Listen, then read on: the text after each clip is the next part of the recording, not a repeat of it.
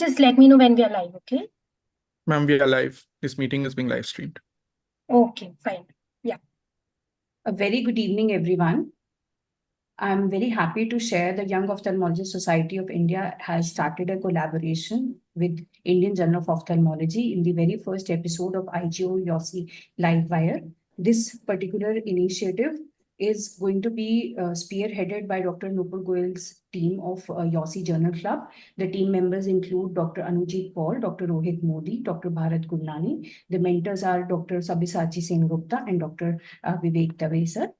So this particular episode today is our very first series, and it has replaced the usual journal club that's held each month. So now we're going to have alternately one session of journal club on one of the months, and the next month would be an IGU Yossi Live Wire session. And this particular session, first session itself, we are going to begin with converting the presented case to a case report, and the entire team that has been made ready for today has again been, we are extremely thankful to Dr.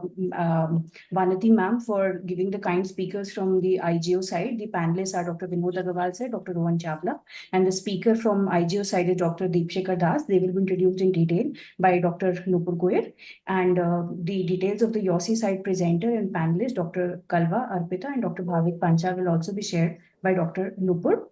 The topic, as I've just told, is that all you need to know about writing a case report will be the very first session. So I'm happy to share that we've had a very good run of the Journal Club over a period of 2 years, starting in 2021. And now we are starting this collaboration, and we are extremely grateful to our chief guest today, Dr. Vanati ma'am, who is not just the editor of Indian Journal of Ophthalmology for the next for 2023 to 2026. She's also a member of several national and international academic societies. She has been AIOS Scientific Committee member in 2017 to 20 and joint treasurer. She's been the managing committee member, and she is been the DOS representative to AIOS also in the previous executive.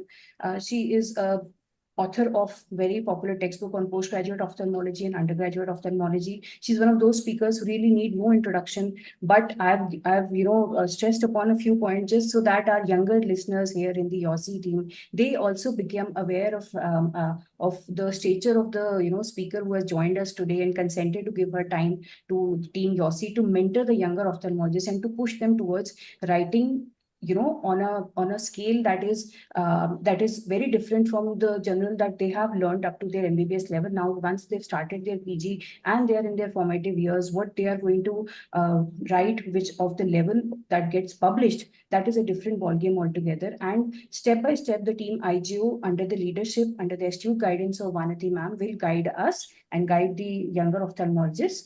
So without wasting further time, I will request Dr. Nupur to take over and the proceedings after ma'am says a few words. So ma'am, if you would kindly share your views before we begin this program formally.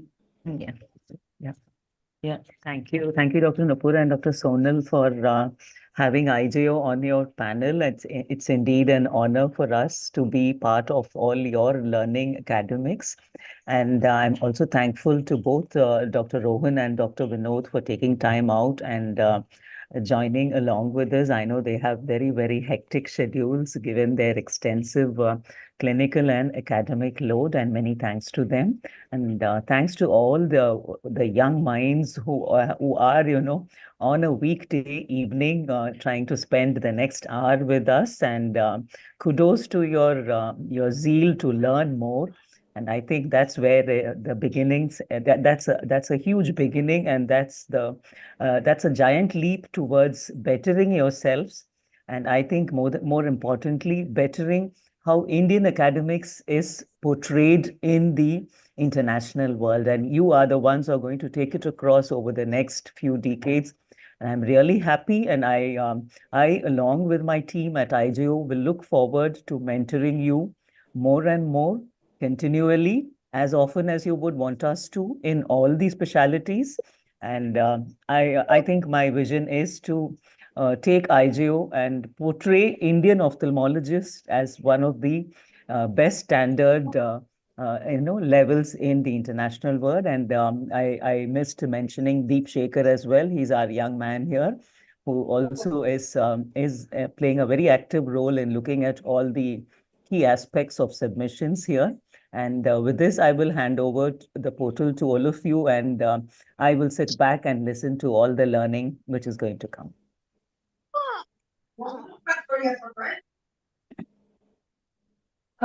Thank you, Vanati ma'am, and Dr. Sonal, the President Yosi, for the kind introduction, and thank you, Vanati ma'am, for giving us the opportunity. I'm sure it's going to be a great learning for all of us. So, without further much ado, let's move on with the this kickstart this whole process. So, let me just begin with introducing the team Yosi. So, this is the Yosi Governing Council. Dr. Sonal Kalia as the President, Dr. Digvijay Singh Sir as the immediate past President, Devakan Mishra as the immediate past Secretary and Vice President, Dr. Karan Bhatia as the Secretary, and Dr. Avnish Upadhyay as the Treasurer, Dr. Nilesh Kumar as the Joint Secretary. And this is backed up by a very dynamic executive team. This is a pan-India team. And, all of us have been working very hard. Me and Dr. Anujit being a part of this team, we all have been working very hard to have Yosi where it is. And and this is a Yosi Journal Club team. Dr. Anujit, Dr. Rohit Modi, Dr. Bharat Gurnani, and our mentors, Dr. Sabyasachi Sen Gupta sir and Dr. Vivek Dave sir. And we've had a very successful run of Journal Club. This began all the way 2 years back in COVID, during COVID. So we had a very successful run with having different subspecialties in rotation. And we continued in 2022, again with a very successful run. And over to in 2023, as you can see, a lot of sessions being conducted of various subspecialties. And we had the honor of having Vanati ma'am on board, and that is how the whole concept of the IGO live wire came in the September session, wherein we had the biostatistics session, and also we had a very interactive discussion with Vanati ma'am. So we moved on to the new year 2024. We had the last session, which was the refractive journal club discussion, and today we have a very interesting collaboration, the IGO Yosi Live Wire, the official first session. So the session is about writing a case report, all you need to know. So the flow will be that we have an interesting case presentation by one of the presenters, a Yosi presenter, who will be guided by the Yosi panelists. And then we'll have the IGO panelists giving their comments on how you can actually convert this case into a case report, and then Dr. Deepsekar Das will give us a few tips on how to write a case report. So I would like to now invite our presenter, Dr. Kalava Arpita. She's completed MS Opthal from Sarojini Devi Eye Hospital and Osmania Medical College. She's currently doing a vitreoretina fellowship at GMR campus, LV Prasad Eye Institute, Visakhapatnam. So over to you, Dr. Arpita, for sharing your case presentation, interesting retina case presentation. Over to you, Dr. Thank you, Dr. Nupur, for your introduction. Yeah, I'm sharing my screen.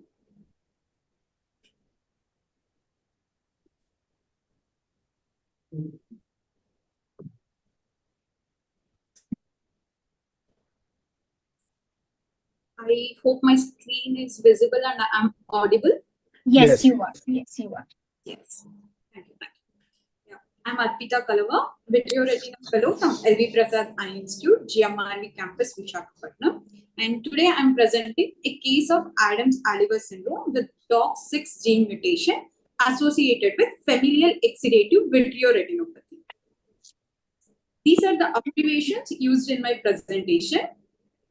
Familial exudative vitreoretinopathy is an inherited disorder of retinal angiogenesis characterized by premature arrest of vascularization of peripheral retina. It is a highly heterogeneous disorder with variable pattern of inheritance, expressivity, and disease course. It can exist as a quiescent disease in asymptomatic patients or can be associated with severe and irreversible vision loss. Coming to inheritance pattern of FPVR, can be autosomal dominant, autosomal recessive, or X-linked. Autosomal dominant is the most common form of inheritance. It can affect individuals with no family history also. The genes associated with FEVR are involved in the WNT signaling pathway, such as FZD4 gene, NDP gene, LRP5, TSPAN12 gene, ZNF408 gene, and KAF11. These are the most common genes involved with the familial exudative vitreoretinopathy. The current case is to report FEVR with a DOX6 gene mutation related to Adams-Oliver syndrome. Moving on to the case, 7-year-old child accompanied by her grandmother presented to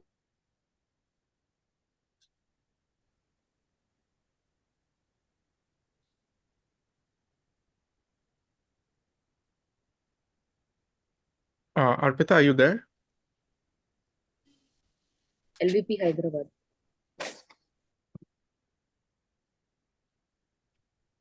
Dr. Arpita? I think we've lost her signal for some reason, ma'am. Mhm. But we can see her screen, right? Yes, we can see her screen. But then that's not a signal lost.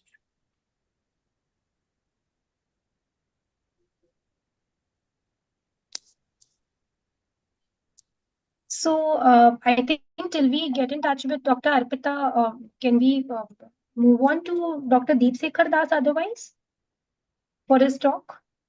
I think we can do that. Yeah, and- she is Yes. joining ma'am. back. I just spoke to her. She is joining back. Okay. Okay.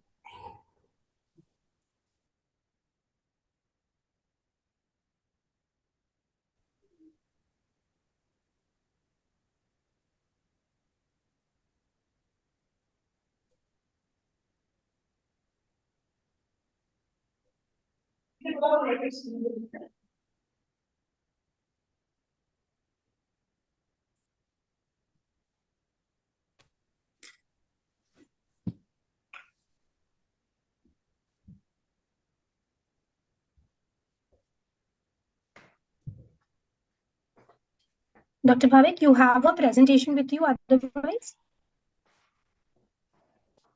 Yes, I do have. Do you want to move on with it till the time she joins? Can someone has to unshare it?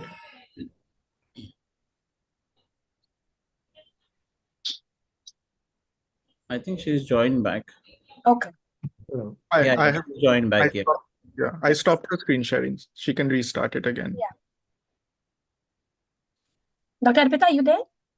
I think she can keep a video off a little better.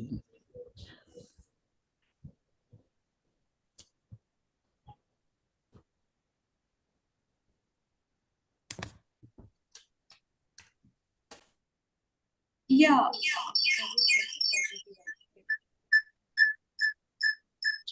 Yes, Dr. Arpita. Am I audible now? Yes, you are. Yes, you are. You can reshare your screen.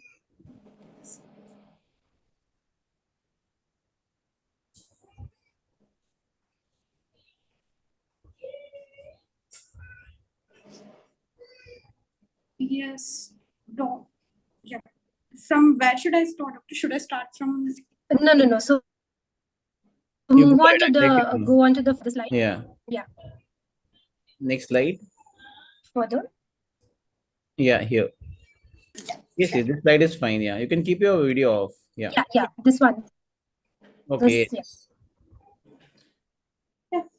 She had difficulty in doing schoolwork and watching television from closer distance. No history of usage of glasses. And birth history revealed full-term birth from normal spontaneous vaginal delivery with birth weight of 2.5 kilograms. Cried immediately. Prenatal, natal, postnatal history was unremarkable. History of consanguinity was noted in the family. She was the first child born to the parents who had consanguineous marriage. Family history revealed no positive systemic and ocular history. On general examination, child was alert, active, and had good IQ. Systemic examination was within normal limits. On external examination, hypoplastic digits seen in both upper limbs and lower limbs with pectus deformity of chest. Moving on to ocular examination, her uncorrected visual acuity in right eye is 20/200 with -7 diopter spherical and -4 diopter cylindrical at 20-degree axis. It is improving to 20/60. In left eye, it is counting fingers close to face. Both eyes' anterior segment was within normal limits.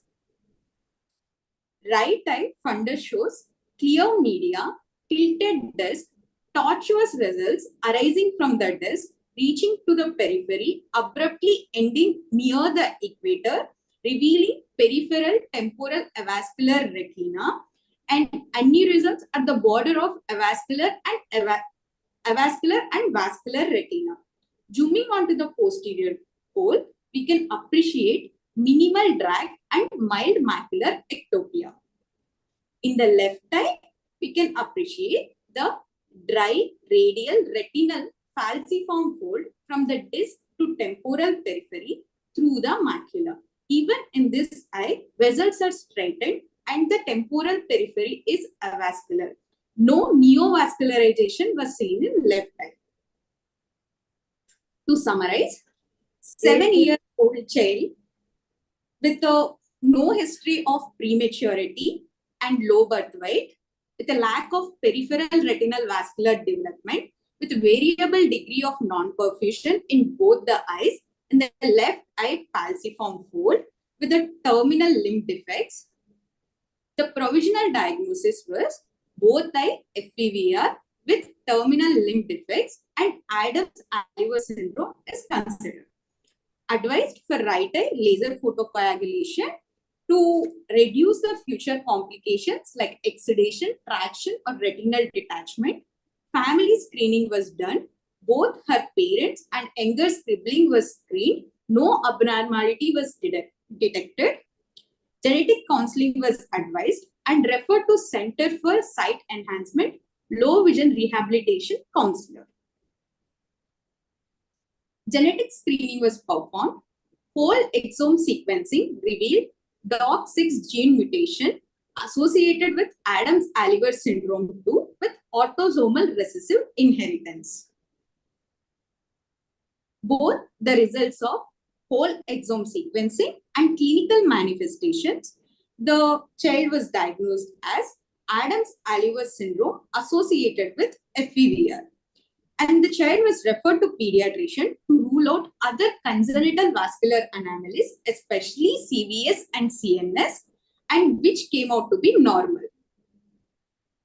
Right eye LIO was done. We can appreciate the laser marks in the temporal avascular retina in this picture, and the left eye was treated as 4. Adams-Oliver syndrome is a rare congenital disorder characterized by a combination of aplasia cutis congenita and variable degree of transverse limb defects.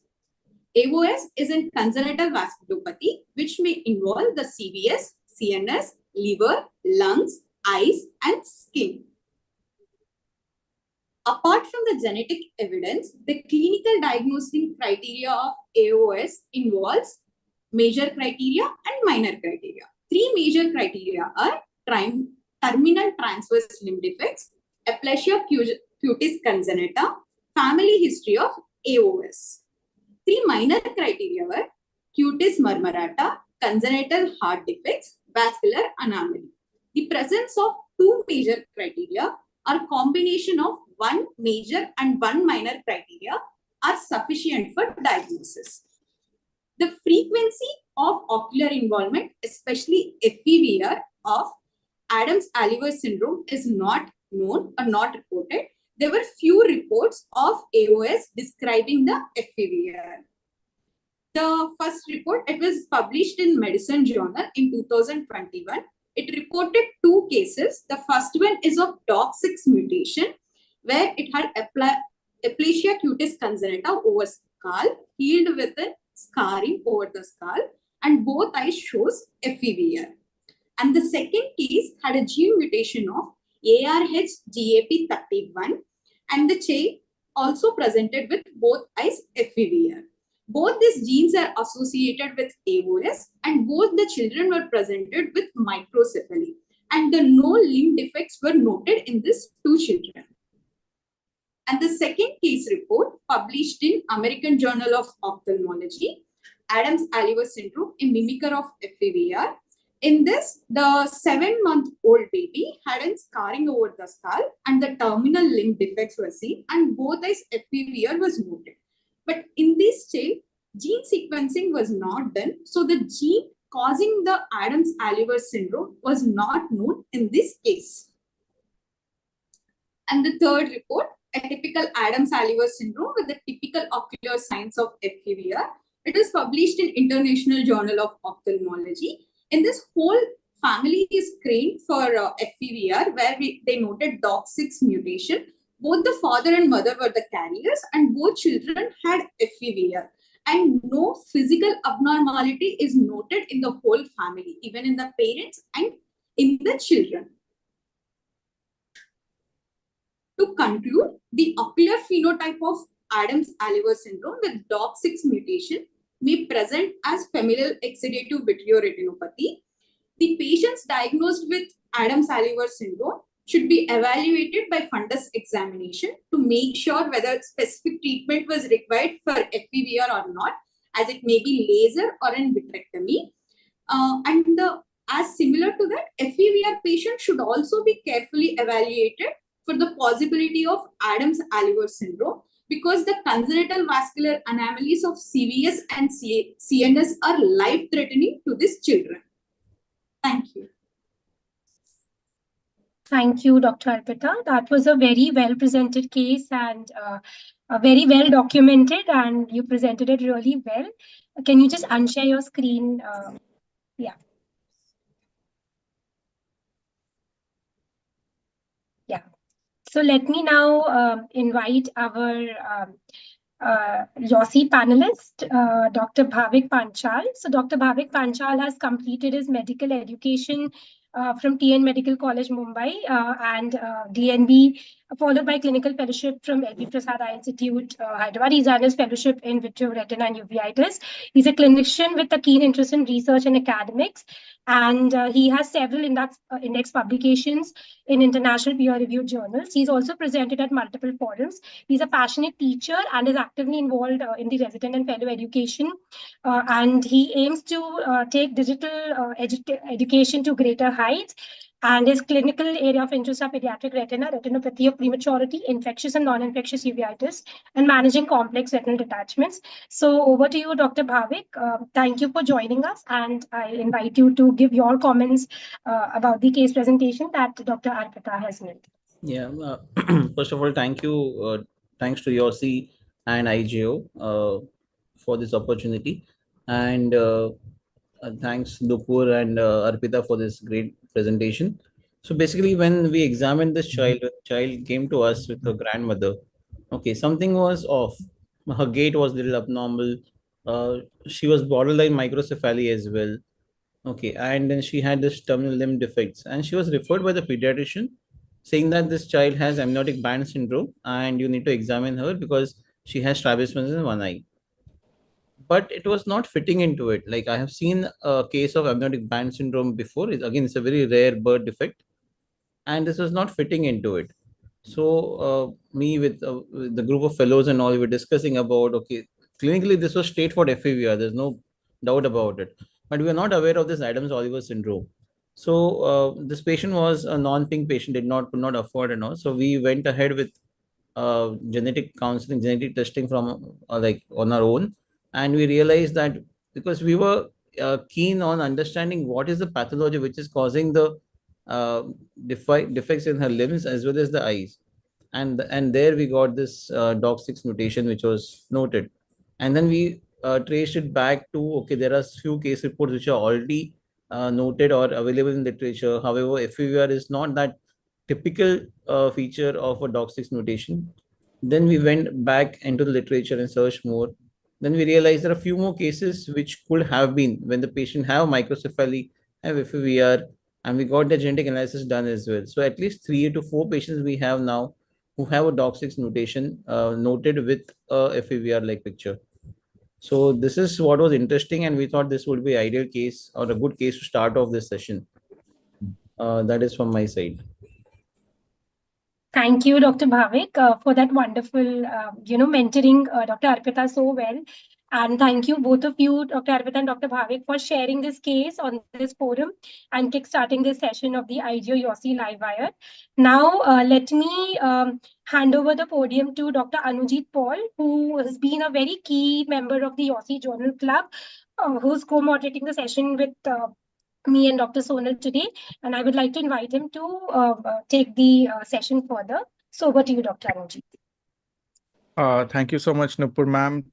Thank you so much to IGO once again, the entire team at IGO for co-partnering with us on this very first webinar. To take the proceedings further, I'd like to invite the IGO panelists, and I would like to start with Dr. Vinod.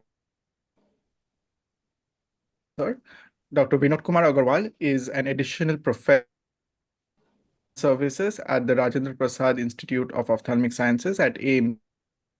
He has completed his MS and his senior residency in retina from MAMC New Delhi, followed by his fellowship in medical retina from the Wrexham UK, and has completed an ICO fellowship at Gunma University Hospital in Japan. Without saying that he has more than 200 PubMed Index publications, which includes the Omega sign, the whole door sign, and Arcus retinalis. He is the author of the clinical handbook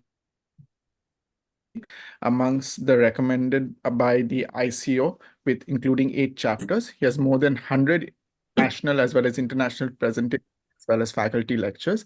He's been a past editor of the Delhi Journal of Ophthalmology and an assistant editor of IGO from 2000.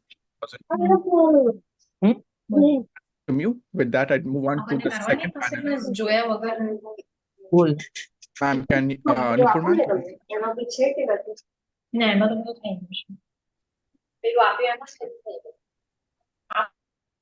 Thank you, ma'am. With Dr. Rohan Chawla, sir. Dr. Rohan Chawla is an additional professor at the RP Center of Ophthalmic Sciences, AIMS, New Delhi. He's also an assistant editor at IGO. With that, welcome, sir. And we'll move on to the first presentation from IGO side. So we can have the panelist to Sir, comment. would you please? Yeah. So we'd request Okay. Dr. Rohan and Dr. Vinod to give us tips on how can the presented case can actually be converted to a case report. So over to you, Dr. Vinod and Dr. Rohan, for your comments. Go ahead, Dr. Vinod. Okay.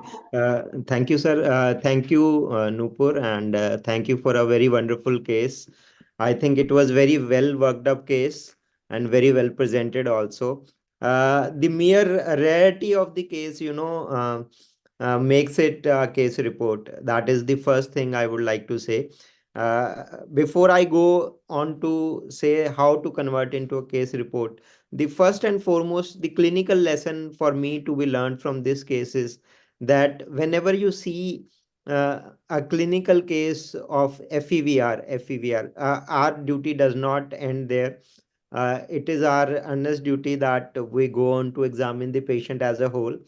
And whenever we do that we are likely to find some systemic findings, as in this patient, the careful examination did reveal some limb defects. Now, I think 5 or 7 years back, when we did not have genetic testing available so rampantly, it was very difficult to make such a diagnosis. But with the genetic testing available, with costs coming down, I think it's become easier to diagnose such cases. And we ourselves have been seeing so many diagnoses in our clinics which we could not make earlier. So that beautifully worked up case, genetics plays an important role. And also, once you have the history of consanguinity, it becomes all the more important that we are dealing with something autosomal recessive. And always, whatever examination you do, it's very difficult to reach a diagnosis. But once you have the genetic testing, it becomes very easy. Coming to the case report, I think it was shown beautifully how only a few of the cases have been reported. Some people showing that FEVR can mimic as retinal findings in Adams-Oliver syndrome and vice versa. So I think when we are surrendering this particular case report as a publication in any journal, I would rather stress on the fact that whenever you have ocular findings similar to FEVR, look at the patient's systemic features. And if you have any systemic features which are usually absent in patients with typical FEVR, do not hesitate to get uh, mm, genetic testing done, which can reveal a diagnosis like Adam-Oliver syndrome, which one would rarely make in their clinical scenarios. Thank you so much, sir. Dr. Rohan, sir, would you like to share your thoughts? Yeah, yes, again, a very nice case and very nicely worked up rare case. So like Dr. Vinod said, it's already ready to be a case report. So just a few tips. When you make a case report, if you add the review of literature along with it, like you make it a case report along with review of literature, it adds value to it. Even it adds value to our journal if we have more of cases with review of literature rather than just the description of a rare case. And if you can tabulate it, make a table where you can mention the similarities of your case with previously reported cases and the differences, that again makes it more helpful. So that way you can write it up, and you've already done a good literature search there, and you can add up things like the gene which you are reporting, what else other manifestations it has apart from the vascular manifestations. So that makes it more interesting. So similarities between your case and other reported cases and the rare things that you have found out, what other presentations can it have systemically or in the eye. So adding Arpita up is all that, presenting one case. Rare case, yeah. sorry. So adding Harika all is that in the available one discussion case. makes it more interesting for the readers as well. And one small thing I've seen in some case reports which we have been recently receiving from younger people is that they write it in the form of like they're presenting, and they go too much in detail about normal pupil, normal cornea, everything. So it's not necessary to write it like that. You can just give your positive findings more importantly, and the maybe some of the important negative ones, but don't write it like you are presenting a case. So it has to be little remodeled, and and giving more emphasis on the discussion and similarities and differences adds to the novelty, I think. And this is a very nice case, only 3 4 reported cases, so you must publish it. Thank you. Thank you so much, sir, for especially for adding the nugget of information of including a review of literature. Dr. Vinod, sir, would you like to add something to that? Yeah, just a small, Dr. Sabyasachi mentioned that in chat that on the other hand, is it possible to make this a photo essay or other shorter report rather than a case report? Excellent point. I always do that, try it as a photo essay or something, always a lesser work to do. If it gets accepted, well and good. Otherwise, you can always move on to a full case report. Yes, Dr. Sengupta, would you Comment from want to? Sengupta, sir? If we can have a comment from Sengupta, sir, that would be really nice. Yeah, Sonal, thanks so much. You know, case report goes through a whole journey of, initially you examine, you ask a history, and then you image the patient, and then you do some investigations, come to a diagnosis, then you treat the patient. The whole journey is really a case report where, how you came to a diagnosis, what were the differentials and all of that. And you may add some review of literature as well. However, most journals don't take case report as we know today. However, most of the top journals JAMA Ophthalmology calls it photo essay, right? So we might as well go and get into JAMA Ophthalmology than like an AGO case reports, right? Ophthalmology journal calls it, they call it pictures and perspectives. case image. Yeah. So then, most of these top, actually even New England Journal of Medicine actually takes something called images. Lancet takes something called, they call it differently, but then nobody takes case reports because, it's a 900-word article, and, these case reports contribute to lowering impact factors. But these photo essays and others, are short communications, 300 words or less, and they have fewer images. So journals prefer to publish them online only, and then it's attractive to read. It brings in readership, and it does not lead to dampening of the impact factor overall. So so the shorter the better. So here I would sort of say, if you can concise this into a 300-word report, which is easily possible, and then you have maximum of 4 images. So this is, I'm talking about JAMA Ophthalmology as a target journal, which actually takes photo essays of this sort. So that would actually mean more. So then think about whether only my images are important, and the whole history need not, you need not really go into FEVR and how it was treated and all of that, right? Because that's already well known. So what we really need to concentrate in this report is, okay, this is the manifestation, this is the gene, and this is the systemic manifestations, and that's it. And so then the whole treatment history is not necessary here. So here it's really about the images and the and as well as the genetic testing, obviously. So that makes really more attractive as a photo essay. So sort of think about whether you want to put everything into it and create a larger report, or you can get away with shorter reports where you might get into better journals. So that's my take on this. Thank you so much. So, in fact, you'll be happy to know that the IGO Yosi Livewire next episode, which will be in April, is we are planning to have a photo essay focused episode. So, your comments are really, really pertinent here, and as well as we'll try to remember that in the impact factor point in the next particular session as well. Thank you so much, sir, for joining. So now Dr. Rohan has raised his hand to, and Vanati ma'am is also with us. So if you can just give your comments. Yeah, they are the panelists, they should continue. Yeah. No, I just said that, yeah. Rohan, Mr. Rohan, you're on mute. Yeah. So Dr. Sabyasachi has made a good point, but again, now today being on the IGO board, I would want you guys also to contribute more to IGO. And Dr. Vanati is here. She's working on trying to make the case reports also PubMed indexed. So once that is done, even if your case report is published on that, and even if it is published today, on retrospect also it will come on the index if we are able to get it done later. And especially for this case, yes, if you all of us want to do less work, we can make a short report and publish. But since the author said that they have 3 such cases, so I think you can even make it a case series that makes it even better from a perspective of the literature's point. Okay, yeah, Dr. Vanati, maybe you can add something. ma'am, you're muted. Ma'am, you're on mute. You're on mute.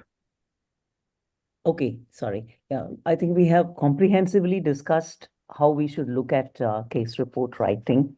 I'm going to sort of sum it up all together. And I thank Rohan, Vinod, and Sengupta for putting in all their pearls here. So there are 2 things when you're looking at a particular message of what you saw in your practice and want to share it with your audience, which is the international ophthalmological community. You're either looking at increasing your visibility, and you're also looking at what you're teaching the young minds there and something new which they have not seen or they can learn from your experience here. So these are going to be the 2 aspects which you're going to share when you're doing case report writing. Of course, you would know that many of the international journals, they do take images. Their waiting is going to be longer. And unless it's going to be really exclusive, you will not get it onto their portal.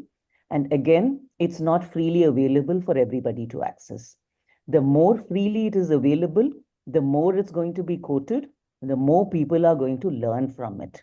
So that works better when you're a younger ophthalmologist. So that's a message which I would like to take across to you all here. And when you start writing a case report, you look at what is the exclusivity of what I'm going to share with the international community here. Is it very common? If it's a common scenario, what is different in my condition, which I can highlight when I'm going to publish it? So this is how you look at it and you just say, okay, I want to publish, I'm going to write this. It doesn't work out that way here. Then a comprehensive review of literature, which your mentor really helps you to guides you and helps you to how to go about the literature so that you're not missing anything.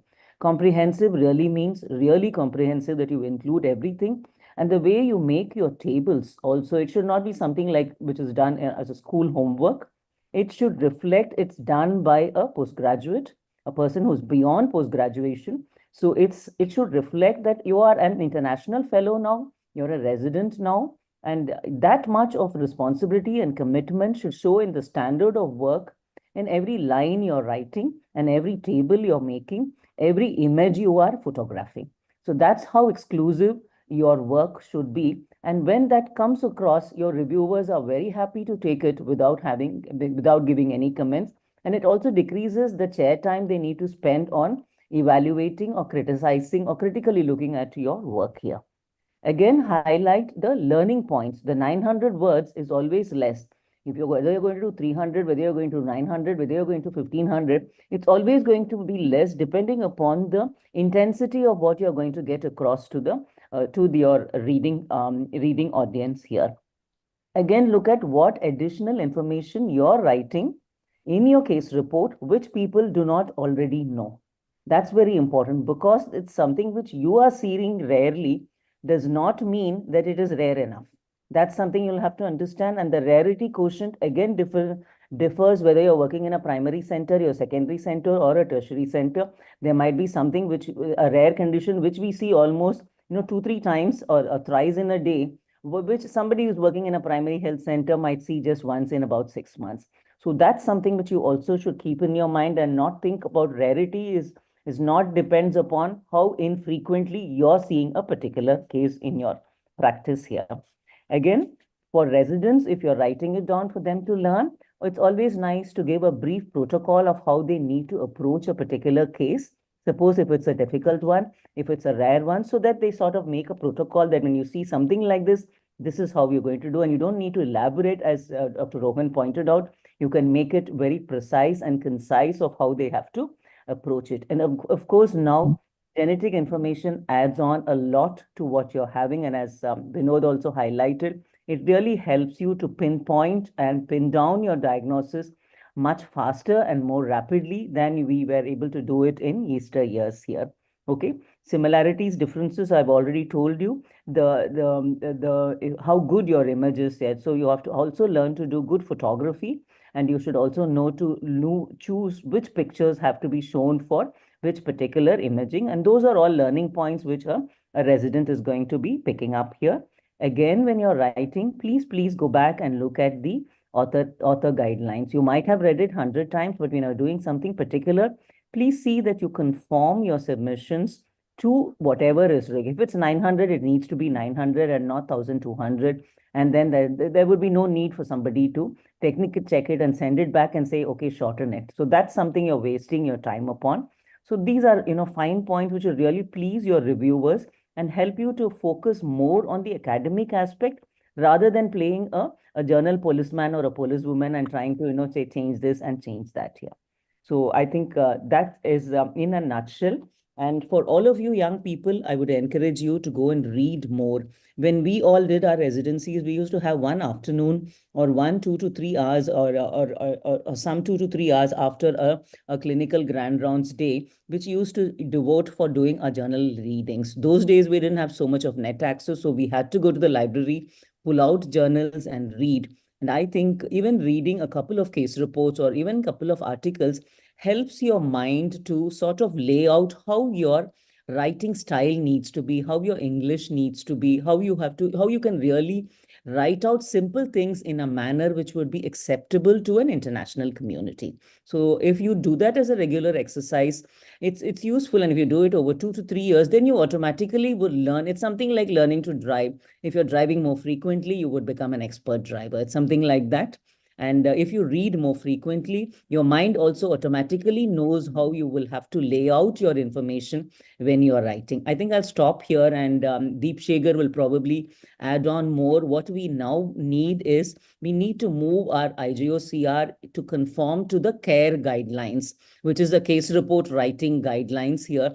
And when we are looking at indexing, this is something which is going to be strongly applicable in terms of what the authority is going to be looking at us. And over to, I think, the remaining part of the webinar. Thank you all. Thank you so much, ma'am. Nupur ma'am, should we? Yes. So we move on to the next part of the webinar where we introduce our IGO, speaker. So without further ado, Dr. Deep Shekhar Das has done both his junior as well as his senior residency from the RP Center of Ophthalmic Sciences, AIIMS, New Delhi. He has authored more than 70 publications and has multiple chapters to his name. He's currently working as an assistant professor of ophthalmology at AIIMS, New Delhi, and his primary field of interest is ocular oncology, orbit, oculoplasty, and neuroophthalmology. But I'd invite you to share your screen as well as your presentation.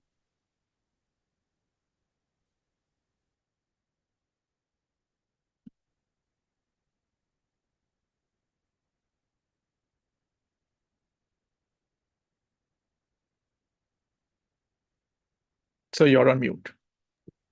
So am I audible now? Yes, you are. Thank you, Dr. Anujit, Dr. Nupur. At the outset, I would like to thank Team Yosi as well as Professor Vanati ma'am for giving me this opportunity. So today I'll be talking about mainly the care guideline because that is most important these days, more important these days for writing case reports. But I'd request if you could convert it to full screen. Yeah. Yes. Now it's fine. So what is the care criteria is something which we'll be talking about today, and how it came into place, what it takes into consideration, what are the do's and don'ts for writing a case report. So without wasting time, so what is a case report? It's a narrative that describes for medical, scientific, and educational purposes a medical problem experienced by one or more patients. So why do we write case reports? Firstly, uh, it's easy to write. So almost all young researchers in their initial phases, as a beginner, they start off with case reports, writing case reports. Why? Because it does not require much of labor compared to that of studies.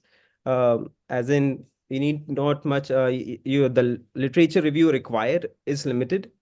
Then you need not analyze a lot of data, and also there is no foundations regarding ethical clearances. Uh, then eventually, what's the importance of having case reports?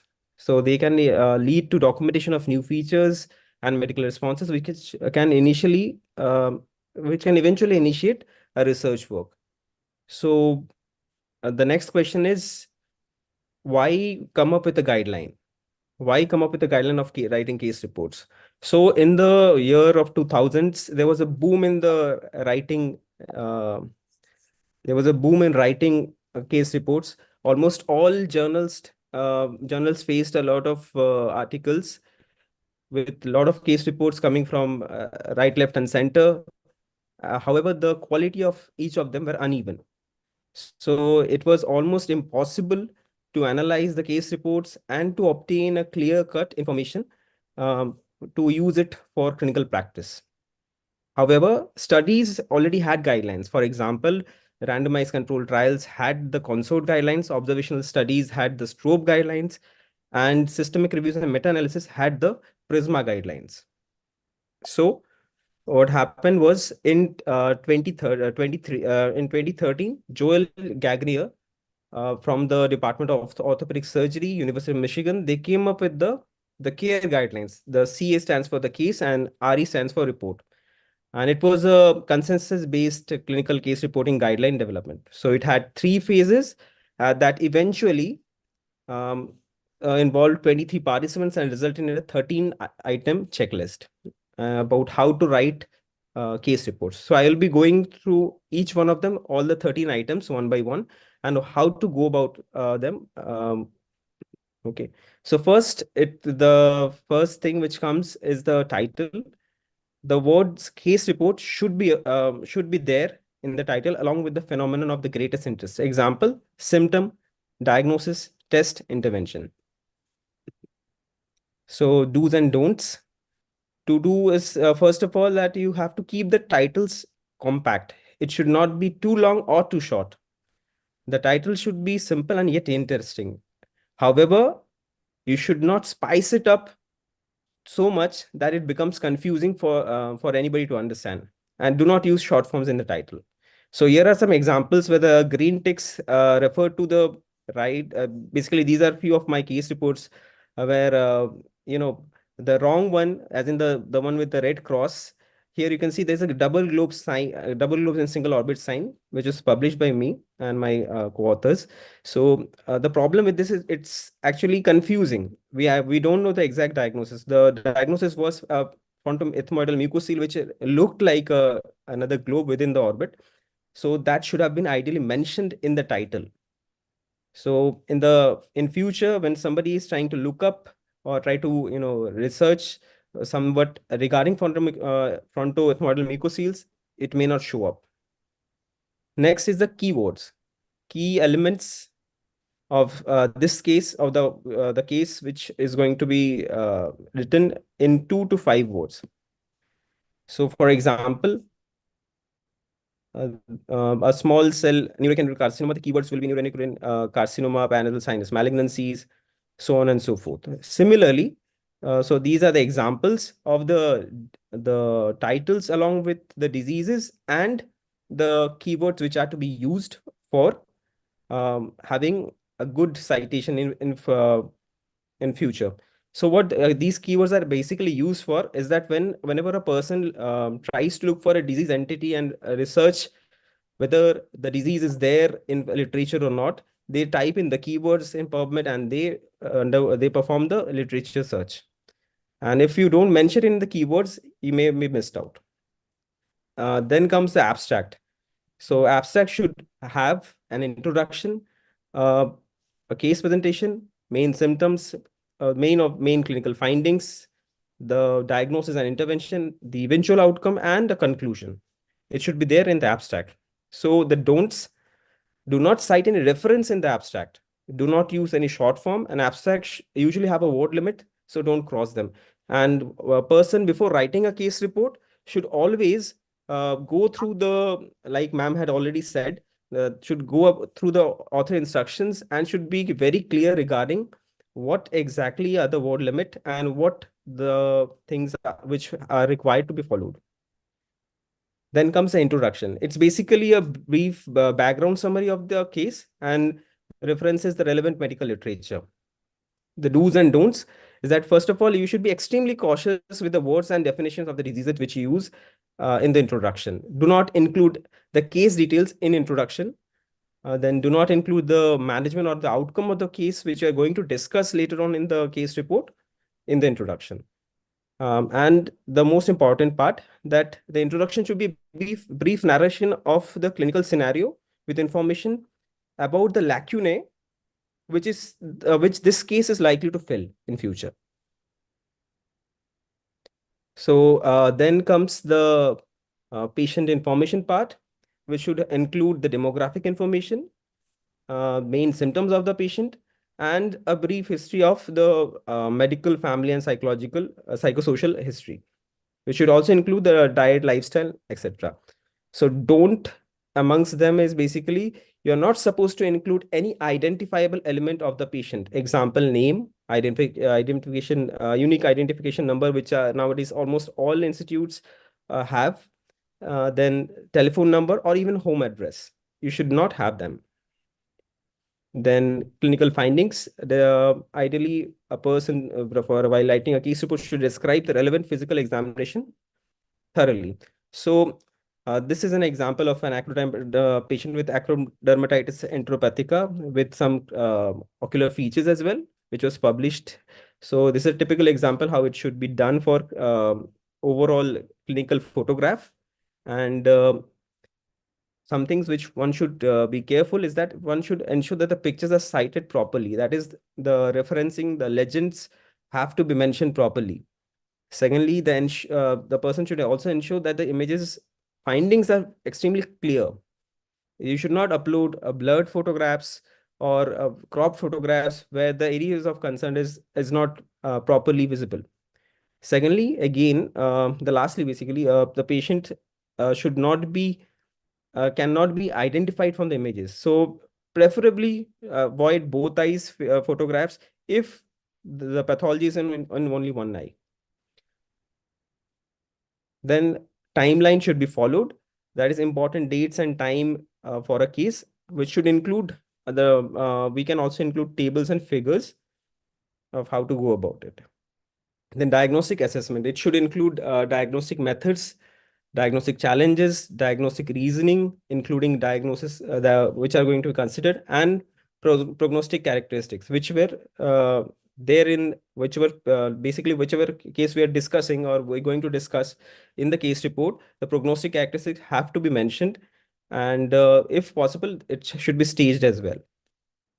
So this is, for example, another case of orbital glial heterotopia, which was published. Here you can see that this is a clinical photograph of the patient, and these are the diagnostic. These are basically radiological investigation, CT scan, showing the lesion, and here you can see that there's an arrow which is showing the area of concern. Similarly, in histopath slides should be zoomed in wherever required, and in the inset the arrow mark should also be used for clearly pointing out the area of concern.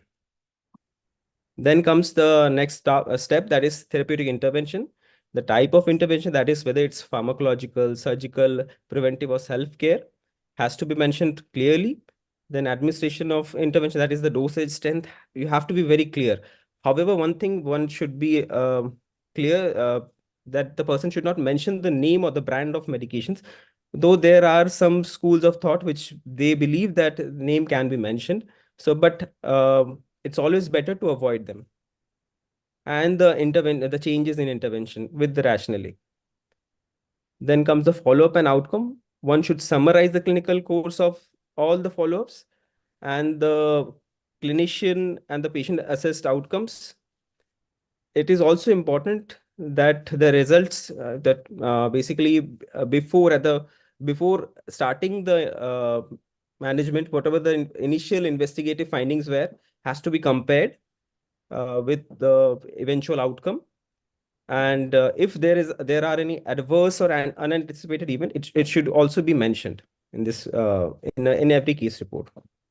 So, for example, here this was the initial presentation, a patient with bilateral proptosis, which had eventually come down, and this is basically the initial presentation with the radiological findings along with histopathological images, and this is the outcome. For example, and this on the images on the right shows a lower lid aspergilloma, which and the eventually what the patient looked like after 3 weeks follow-up. Something which is wrong in this patient is in this photograph is that we have used the right eye as well, but the right eye was normal. So this should be avoided. This is wrong. Coming to the discussion, which is the most important part, it should include a thorough literature review, and also speak about the limitations in the management of the case report. And also one should try to come up with a rationale of the hypothesis why that case was different from others, and why one should be careful about managing it. And also main important takeaway lessons from every case report should be considered. The patient's perspective, they basically patient or the attendants, they do share their own perspective whenever possible. So this is very commonly used in BMJ case reports. So whenever you go through the patient's perspective, you usually find that a lot of patients, what they do is that they are very grateful to the doctors that they have helped them, and also gives you a sense of fulfillment as well in most of the patients. However, one thing a person should be very careful is that patient perspective in case of minors, for children, should be taken from any adult or guardian. And then comes the informed consent, which is very important for legal issues. You have to ensure that the patient understands the consent which the person is giving, and it has to be signed, and it should always be with the person who's going to publish the data. So this is a rough group. This is basically what I use for declaration of patient consents. So in this this the authors basically certify that all appropriate consents are taken, and anonymity is cannot be guaranteed. The word has to also be mentioned, so that in case the case gets published, but the patient comes to know about the case report also, they have they don't really can get back to you or sue you. So this is the care guidelines per se. You can get it from it's readily available in the net. Anybody who's interested can definitely go up and read about it. Okay, thank you. Thank you so much, sir. I think that was very, very lucidly explained for our young audience that are present here. We really appreciate that you took every single aspect of it and elaborated on it. Before we move on, there are a couple of questions in the chat box. So I'll just read the questions out, and then I would like Vanati ma'am, if you could just give your comments on the same. Dr. Samrat Chatterjee, sir, states that so even case reports warrant an ethical committee clearance. However, in most ethics committee has a mechanism for exemption from review. This mechanism usually includes case reports, retrospective case series, microbiology data, etc., depending on the profile of the ethics committee and the institute. Therefore, it is always better to take approval.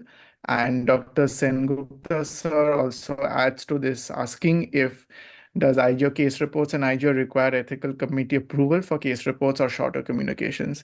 Ma'am, if you could share your 2 cents on this. Yeah. See, for reporting any clinical material, it's always nice to have an ethics approval here. And most of your case reports are retrospective reporting here. So even when you're doing retrospective case series, you need to get an approval from your ethics committee here.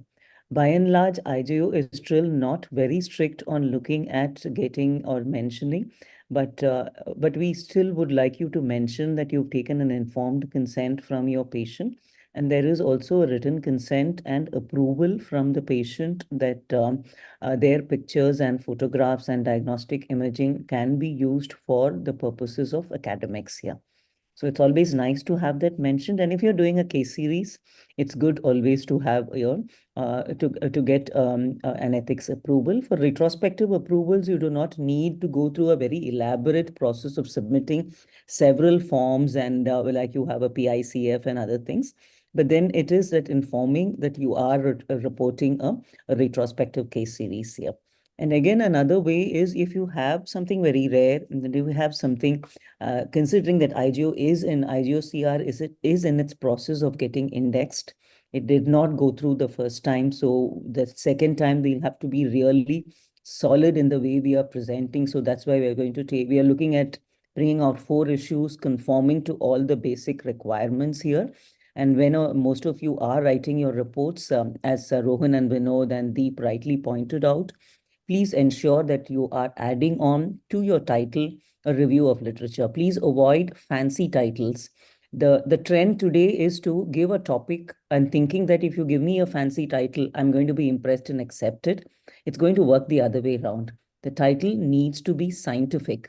You're not speaking in a conference. When you're speaking in a conference, you need a catchy title.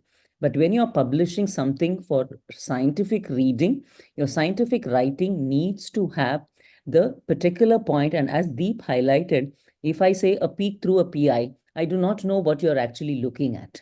I know it looks fancy enough for a video title. It looks fancy enough for a conference presentation. But when you're doing a literature search, there's almost a 90% chance that the person who's looking at literature is going to miss out your case report, which might be a very important one. So please remember this, and I do find almost 80 to 90% of our young writers always giving me a lot of fancy titles, and it doesn't work well. And we have to go back and tell them, please give us a more scientific title. So these are all, learning points which can really help you to look more academic in a world that is heavily competitive here. So that's how you need to mold yourself to get better acceptance and to get better visibility based on the quality of your work and not about the quality of English which you're using to write your work. So that's something which is very important. I think Rohan, Thank you so much. and Deep, if they want to add on something, that would be nice as well. Dr. Rohan sir, would you like to add something? I think Dr. Vanati has summed it up all very nicely. So we can move on with your presentation.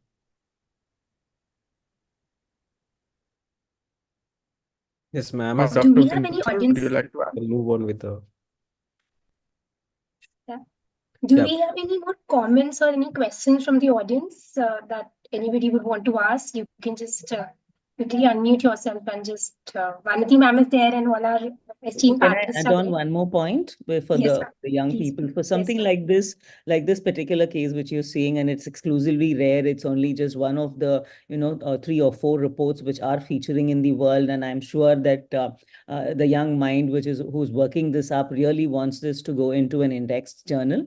So if you feel you can pep up your writing to real international standards, then you can also put it into the category of a commentary, a brief report, or a letter to editor in that format with appropriately titled. Then if it's a real exclusivity, if it's something exclusive and it's not been so frequently seen, we can consider moving it from IJOCR into IJO. So IJO largely over the previous term was taking in COVID related case reports only. By and large, because that's going to get a higher citation here and people are going to read and quote whatever is written about COVID. But unfortunately, or fortunately, I think we have moved out of the COVID era and we do not have this broad umbrella which was saving IJO for so long. So now it's going to be the standard of our writing, which is going to give us that visibility and help us move our cite factor and our impact factor. So that's something which we need to keep in mind when we are writing.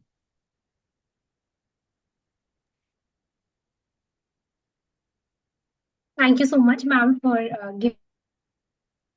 giving all those points of wisdom. Any more audience questions or audience comments that we can take? Anybody wants to ask? Okay, if not, then I think we'll just segment of this very interesting web.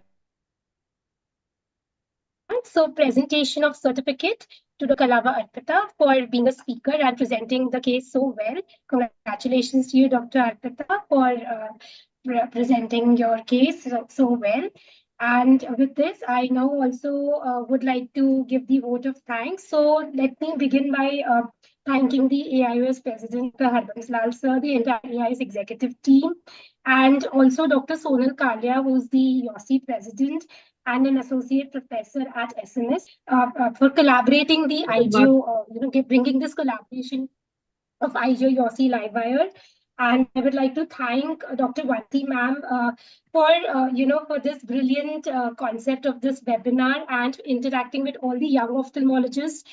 Thank you so much, ma'am. This has been a wonderful webinar, wonderful learning for all of us. And we look forward to many such more informative sessions with your entire team, and hoping that we can bring the vision of young ophthalmologists publishing more, your vision to turn that to a reality. And also, this is the official Yosi.Journal Club email ID. If any of you wishes to present or be a part of these webinars in the future, please feel free to write to us. And with this, I thank you all. And I would like to now invite Dr. Sonal also to give her closing comments. Thank you very much, Dr. Nupur. So this was the vision that we had, that we will have a very short program which should not last more than an hour, because people lose interest after an hour. Truly, they start remembering food and TV and everything, and so it becomes sad for the participants when they start seeing those dropping numbers when they are trying to speak something. And with that, I would also want to share that the future IGO Livewire sessions, we have focused and made a plan and requested Team IGO, Vanati ma'am, to help us make sessions for the following topics: photo essay, followed by avoidable mistakes in manuscript writing, original article. And then we also have decided to have a a webinar on responding to rejection of your paper, how to respond to those, harsh critical comments of reviewers sometimes, and how to restart as well. And finally, we've also thought of having a session on plagiarism and adding the correct references so that those very early in their career can be helped on this particular pertinent topic. If there are any other topics which the Yosi, audience right now can think of and would like to have a webinar on, they can contact our team, and we will request our team IGO to help us and design something specific for that. Once again, I will thank Vanati ma'am and the entire team of speakers from IGO side as well as from Yosi side, and Nupur and Dr. Anujit for this wonderful evening. If Vanati ma'am wants to say something. Thank you so much. Thank you all. And thank you, Rohan, Vinod, Deep, and the entire Yosi team for having us on your portal. Thank you so much. Thank you, ma'am. Thank you, everyone. Thank you so much.